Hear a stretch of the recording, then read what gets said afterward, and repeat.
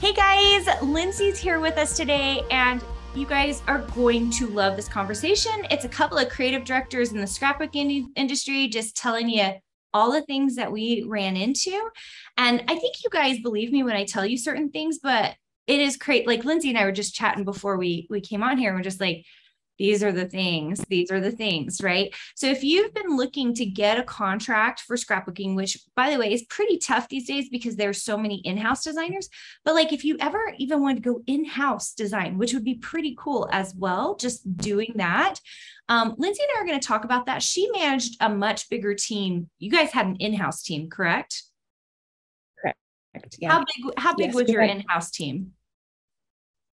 oh gosh, at American Crafts, I think kind of at our peak, we maybe had upwards of 50 in-house designers You working guys, on a lot they're of different brands. so much bigger than Echo Park Cartabella because we never had, when I left, we brought in-house designers, but before that, it was like my design team. And so like, it was like my 5 designers for Cartabella, and there was probably like 5 designers for Echo Park. So there's only 10 of us in total. So American Crafts is like whole nother level.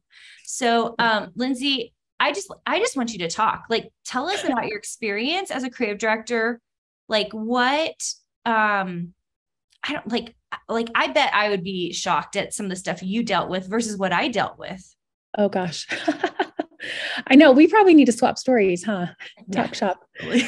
Um, well, maybe just like a quick background for this crew here in Design Suite. So I've worked for the better part of 15 years in the scrapbooking industry at American Crafts for about 10, 11 years. And then with Crate Paper for about 3.5 years. Okay, were you specifically working with crepe paper? Because I remember when Why did I say Crate Paper? I meant close to my heart. oh, close to my heart. I was like, Oh my wait, gosh. I don't Wait a remember minute. what they that was such an inside, like that time period of all the Oh my different, gosh. right? Like, and the number of titles that have changed, like Silhouette, what used to be Yes. like quick cuts, like just Yes. all the changes, right? Okay. We're just going to chalk that up to a Close to my heart. Yeah. And close to my heart is like, you guys, like almost like an is an MLM, direct basically, sales. right? Scrapbooking. Direct sales. Do they Well, still exist? yes. Yeah. It's kind of been interesting as COVID hit. Um, the direct sales companies, specifically close to my heart and Stampin' Up, those two companies like skyrocketed in sales because retailers were shutting down. And so those two companies specifically, sales did really well. I think I don't know specifically for Stampin' Up, but I would guess that sales for Stampin' Up did really well. Probably on a similar trajectory that we were doing it close to my heart because our products were made domestically in the United States, and we were still shipping, and we call them makers. We would call them makers, but they could sell direct to their customer groups. So think of it as like Pampered Chef or gosh, any of those direct sales companies. I remember like, so there was a time period when I was at Cartabella that I got headhunted by one of those companies, and I can't remember which one. I want to say it was Stampin' Up. Yeah. And at the time, there was another scrapbooking company who said, why don't you leave and come be our creative director? And so that's why actually it's really fun to talk to Lindsay, because I'm curious to see what she does in future, because at the moment she has just gone through stage 4 cancer, colon cancer, right? And she's taking a break because she's taking care of her health. But I'm actually very curious to see what Lindsay ends up doing. Yeah. So like Carina mentioned, it was right around Christmas 2020. Clearly 2020 was not done with me. It was like the last week in 2020, right? Like right before Christmas. How rude, right? Oh, I know, so dumb. Was diagnosed with stage 4 colon cancer. And so spent the most of 2021 in chemo and some radiation and some surgeries dealing with that. And then earlier this year, 2022, so we're taping the show right now in August of 2022. So earlier this year, found some on my lungs. So I've been going through some radiation and treatment for kind of, I don't know if it's lung cancer or if it's just more metastatic cancer. But anyway, taking a break from work right now to deal with those health things. Yeah, we'll see what's next. Yeah. I mean, I think you're so smart, and I'm hoping you're resting up. But the thing is, once you've done what Lindsay has done, I mean, you're not stressed about deciding at some point you want to do X, Y, and Z, right? It's pretty easy for you to plummet right into that's, I think once you're creative director of a company, because I've always felt that, like, worst case scenario, I guess I could go be a creative director for X, Y, and Z, or I could be their head designer or whatever. And so it's like a really good place to pivot from. Yeah. Okay, I want you to dig into the 50 designers, being the creative director. What did that look like? Oh gosh. So so kind of the trajectory of a designer when you work in-house is you'll start typically as like a designer / a junior designer. Kind of those are kind of interchangeable introductory level designers. At American Crafts, we would have a designer, a senior designer, art director, creative director, senior director, creative director. And so when I left American Crafts, I was creative director. So I was involved in management conversations, as well as managing art directors and smaller teams. So that group of 50 designers were broken up into smaller teams, and they handled a lot of our licensing partners. So I mentioned Dear Lizzie, Amy Tangerine, Paige Evans. Heidi, was Heidi with you guys at that point? Heidi Swap. Yeah. Yep. Do you guys have Heidi Tim Holtz or no? Does no. Tim have his own? Tim, I think, who is Tim with? I can't think of who he's with right now. I can't think who he's with. But I remember when Heidi made that transition, because they got brought out. She was actually with, why am I blanking on? She was with Pink Paisley. She was with Pink Paisley. And Pink Paisley sold into American Crafts. And then you didn't end up keeping Pink Paisley, right? You only kept Heidi Swap. We actually did keep Pink Paisley for several years. As of today, I'm not sure what the status is of Pink Paisley. I know that Paige Evans still has a line. Yeah, I think I saw that, because Paige does stuff for Silhouette still. Yeah. I mean, you talk about like a queen of Silhouette, right? Like in her scrapbooking specifically lines. Paige is amazing. So I think Paige's lines might be underneath the American Crafts umbrella right now, instead of under specifically the Pink Paisley umbrella. So American Crafts is the parent company, and then we have all of those smaller brands. And then underneath those brands, we have licensors. And so the way that our design team was set up was they would each work on a brand.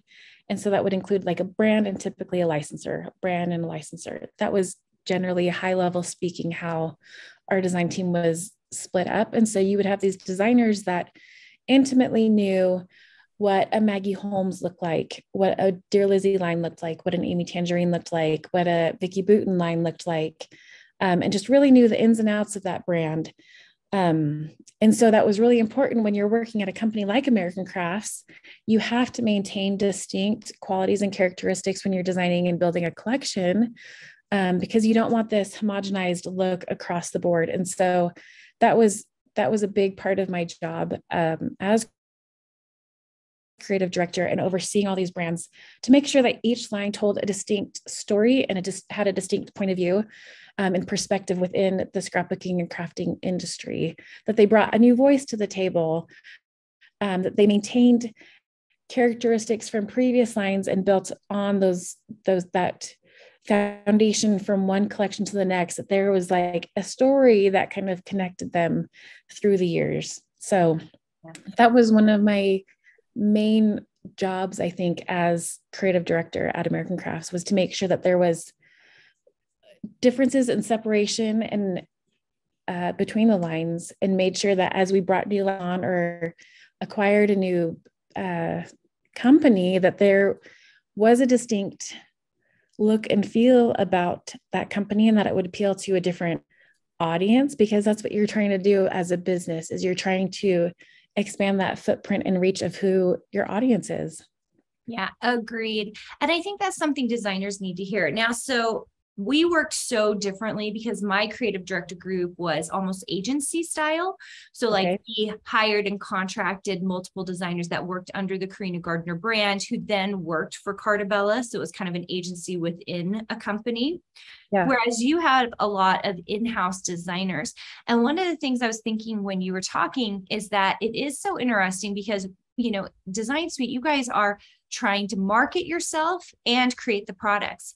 But when you think about like the model at American Crafts, it really is actually the opposite. The marketers are the big brand, like the Dear Lizzies or the Amy Tangerines. They're doing the marketing, and there's a whole design team underneath who are actually creating the designs. So it's actually easier because it's broken out into parts. Yeah. Yeah. And that was always kind of not the mystery behind things, but, and I don't think that it is any mystery, but I think maybe one of the misconceptions, maybe is the right word, is that Elizabeth Karchner is the actual designer on the Dear Lizzie line, and that Amy Tan is the actual designer on Amy Tangerine, that Vicky Booten is the actual designer, meaning the actual pixel pusher and designer and illustrator. And that's not to say that the designers don't contribute, but as far as being the actual designer on the collections, the in-house designers, the one that's actually working for American Crafts, we were the ones that were doing the heavy lifting and the actual designing. Yeah. So I think that took me a while to figure out that some companies worked like that, because we didn't do it that way at Echo Park Cartabella. It was like the designer was the designer. And so it depended on the company, and it also depended on how small the company was, right? Because like a Fancy Pants, they're all like, the CEO is the designer, right? Like she was just like doing all the design work or whatever. And Heidi Swap had come to like one of my workshops to learn Illustrator. And that's when I kind of had figured, I put two and two together when Heidi and Eric and I were talking, realizing that Heidi couldn't design most of her lines. Like she knew the vision. And did your people, like, did Amy Tan come in and say, this is the vision for the line? Yeah. So I was going to kind of maybe deep dive into that maybe for Design Suite listeners too. So like, as we would kick off a collection, we would have the licensor. So it's the Amy Tan, it's the Liz, it's the person, Maggie Holmes. They would come and we would have a couple of days of deep dive, and they would bring inspiration. We would bring inspiration. Here's our color palette. Here's the typography we want to use. Here's the point of view that we want to achieve. We would kind of come up with a whole story. Like if this person listened to music, who would they listen to? What's a movie that they would watch? What's kind of, you create this whole persona, right? And that's who you kind of create to. So we would create our design style board by the end of that meeting, and then we'd be off to the races. We would figure out the products that we were going to design, everything. And so, the licensor was very involved in that stage. And then it was a lot of meetings after that, usually on Skype or whatever we used at the time. And they were involved in decisions that were being made. But as far as like the actual design work and designing stickers and die lines and all of that stuff, it would not be the person whose name is on the line. It was actually us in-house designers that were doing that work, the heavy lifting. So just out of curiosity, but also to say that they have that responsibility to do the marketing side of it too, right? So like we said earlier, they're the ones that say, here's my new product line, here's all of the marketing, and they had that responsibility to sell it at that point. So very interesting. So just out of curiosity with your structure, so I'm guessing junior designers, they probably ended up in a lot of the production work. Is that the case? Or was it your senior? It was probably, I was going to say, because when we had junior designers, they were making sure everything was correctly fitted, and the stupid, whatever, at the bottom of every scrapbook paper is like perfectly set up. So was that your junior designer or regular designer? What was your senior designer doing? So the senior designer often did a lot of the heavy lifting as far as like designing the patterns, designing the illustrations, designing the word art. And obviously like a junior designer would get opportunities to create some of that artwork. But I think as that entry-level designer, to learn how to set up a barcode, to like understand how the commercial side of things have to be right if you're selling into to Hobby Lobby and Michael's and Target and Joann's. Like, you have got to get that right. Otherwise, it's thousands of dollars in mistakes.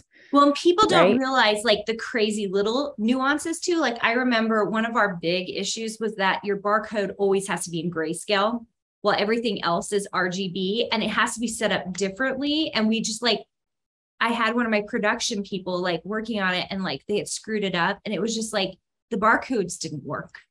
And it's just like, that is sometimes millions of dollars, it's definitely thousands of dollars, but it was just like, oh, like when I talk about production, you guys, it's because I am so serious about it, because it will get you fired. Yeah.